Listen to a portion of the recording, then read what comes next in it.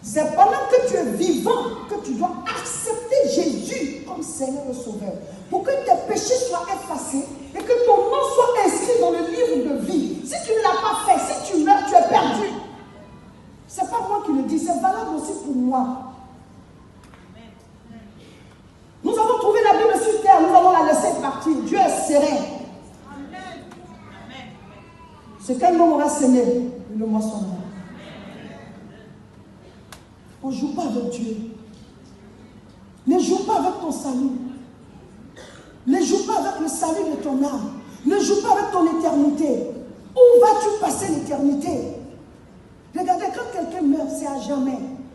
On l'enterre, on ne déterre plus la personne, c'est fini, c'est pour toujours.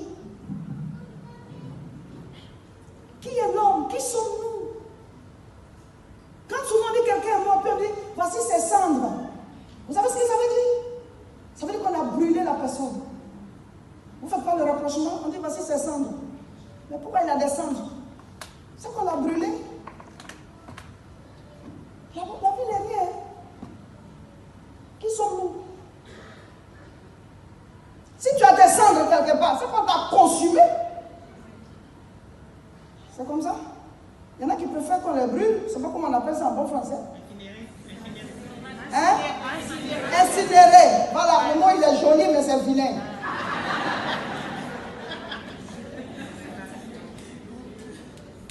On dit oui, il sera incinéré. Alors qu'on entend le brûler même. Mais le mot est joli. Soit on t'enterre, soit on t'incinère. Et on met tes cendres dans un pot. Et tu leur dis, ce sont les cendres de ma mère. Alors quand quelqu'un aura mis tes cendres dans un pot, pendant ce temps où toi tu seras? Quand on est assis au funérailles de quelqu'un, pendant ce temps la personne est où? C'est de ça qu'il est question. Quand tu ne seras plus sur la terre, quand je ne serai plus sur la terre, la personne qui s'exprimait à travers ce corps, la personne qui bougeait les mains, parce que le corps, c'est comme juste comme un gant. Quand tu portes un gant, ben tu fais bouger. Quand tu laisses le gant, il ne peut plus bouger tout seul. Mais c'est pareil, le corps. Il y a quelqu'un qui habite ton corps, qui regarde à travers tes yeux, qui parle avec ta bouche, qui s'exprime, qui a des sentiments. Il y a des choses que la personne n'aime pas, il y a des choses que la personne aime. Il y a des fois tu peux détester quelqu'un, mais si on t'opère, parce que souvent les gens se font opérer le cœur. Ah, je ne l'aime pas, je l'aime. Ah, cette personne, je suis amoureuse d'elle. Lui, je ne suis pas amoureux. Quand on va opérer la personne qui a mal au cœur, quand le médecin opère, est-ce qu'il voit qui n'aime pas, qui l'aime, qui est amoureux, tout ça, c'est est-ce qu'il voit? Alors, donc ça veut dire qu'il y a deux cœurs. Il y a le cœur physique qui bat, et puis il y a le cœur spirituel. C'est le cœur spirituel qui va monter après la mort.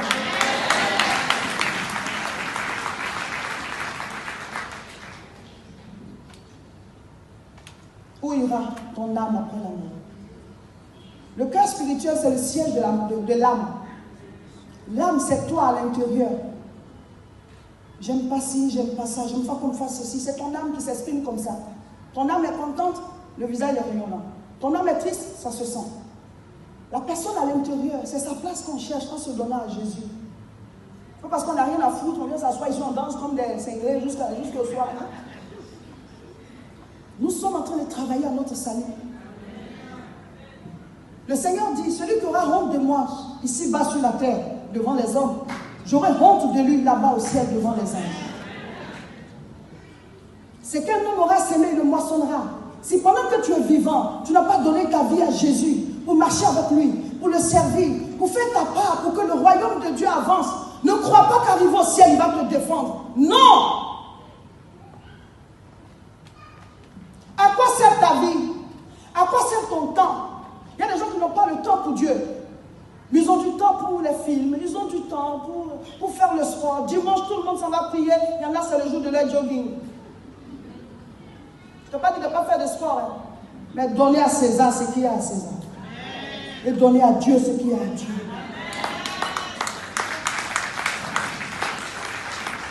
C'est le dimanche que tu fais ton ménage. Ce n'est pas tous ceux qui disent Seigneur, Seigneur qui entreront dans le royaume de Dieu. Ah oui, on était à la messe en Noël. Ce n'est pas tous ceux qui disent Seigneur, Seigneur qui entreront dans le royaume de Dieu. Ah ben oui, je fais partie de la chorale. Oui, ce n'est pas tous ceux qui disent Seigneur, Seigneur qui entreront dans le royaume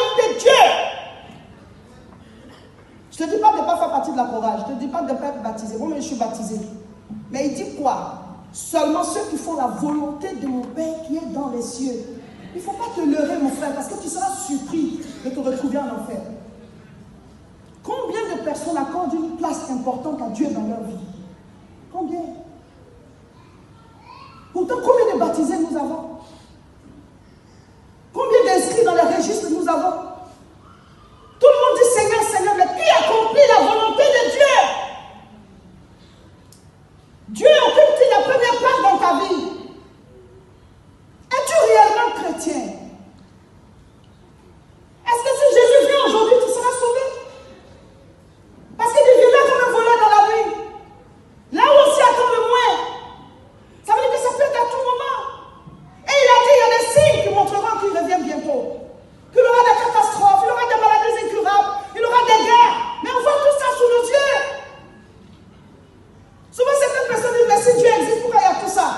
Ça ne prendra pas fin, ça va s'empirer jusqu'à ce que Jésus arrive. C'est ce que la Bible dit. Il y a quelqu'un qui m'a dit, vous êtes des pasteurs, pas prier pour qu'il y ait la paix dans le monde. Il dit, il n'y aura pas la paix. Jésus a dit, une nation s'élèvera contre une autre jusqu'à ce que je vienne. Parce que c'est lui qui a créé les cieux et la terre. Ça ne s'arrangera pas. Au contraire, ça va s'empirer. Et les scientifiques démontrent même que la terre est en train d'être détruite par nous. Donc ça ne va pas s'arranger. Et même si Jésus ne vient pas maintenant, mais chacun de nous va partir. Est-ce que vous savez qu'on porte une date de péremption sur votre front? Il y a une date de péremption pour chacun de nous, mais que nous-mêmes nous ignorons. Mais c'est le fabricant qui met la date de péremption sur le produit. Est-ce que tu sais d'où vient ta vie?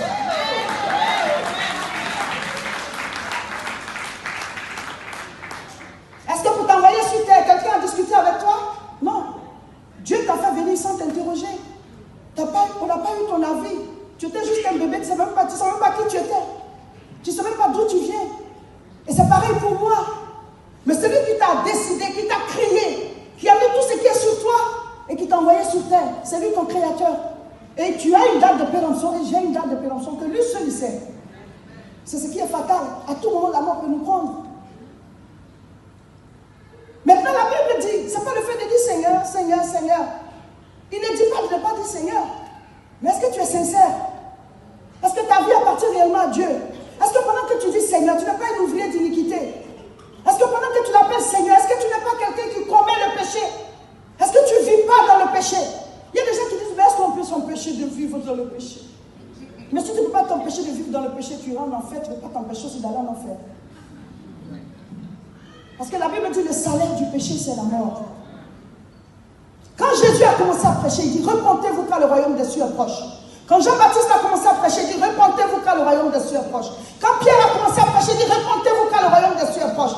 La prédication de l'évangile, c'est la repentance. Amen. Alléluia. C'est pas que Dieu va te guérir d'abord, non. C'est pas que Dieu va te donner une voiture ou bien du travail. Ou alors non, il va te débarrasser de telle chose. C'est pas d'abord ça. Répands-toi. Change de vie. Amen. Parce que c'est le péché que tu commets qui te conduira à l'enfer. Parce que le salaire du péché, c'est la mort. Donc la première des choses, c'est d'abord le changement de ta vie. Mais le changement de ta vie ne peut pas se faire sans le Saint-Esprit en toi. C'est pour ça que le passage qu'on a lu dit, ce qui est né de la chair est chair, ce qui est né de l'esprit est esprit.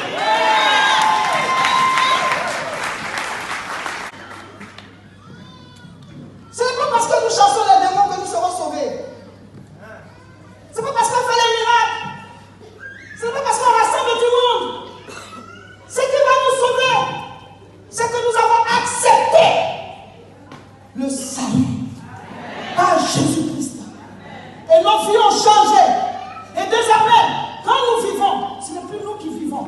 On voit un changement. On voit que c'est une nouvelle personne. C'est une nouvelle nature. Il était méchant avant. Il n'est plus méchant. Il était coléreux. Maintenant, il travaille. Parce que le Saint-Esprit est en train de le transformer. Il est en train de grandir là. On voit la vie de Dieu. On voit que c'est Jésus qui est là. C'est une nouvelle vie, la vie chrétienne. C'est une nouvelle naissance.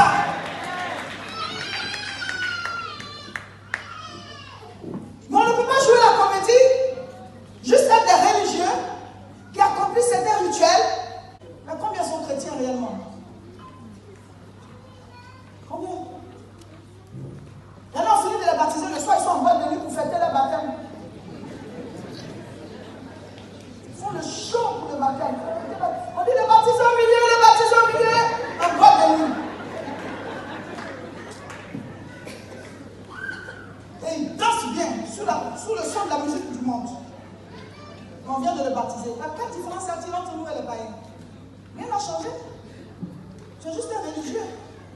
religion s'est accomplie, c'était rituel. Pour nous consoler la conscience, disons qu'on se rapproche de Dieu. Mais le christianisme, ce n'est pas une religion.